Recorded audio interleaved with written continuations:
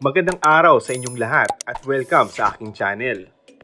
Kung usong-uso ngayon sa showbiz ang hiwalayan, makakaasa naman ang Coco Jules fans na hinding-hindi makikiuso sina Coco Martin at Julia Montes. In fact, nag-celebrate ang dalawa ng kanilang anniversary nung nakaraan na magbakasyon sila sa Europa.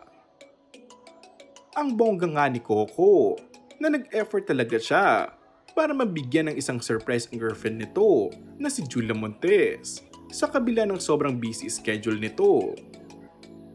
Kasama nila ang ilan sa malalapit nilang mga kaibigan sa loob at sa labas ng showbiz sa nasabing bakasyon.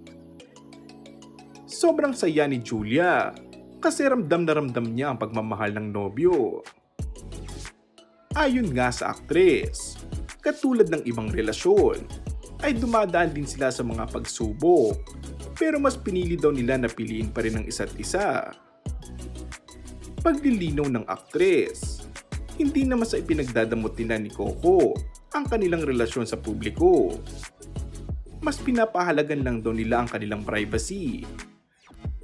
Ang sa amin, mas importante lang sa amin ngayon yung privacy. Nagsiselos din ako. Nagsiselos din siya.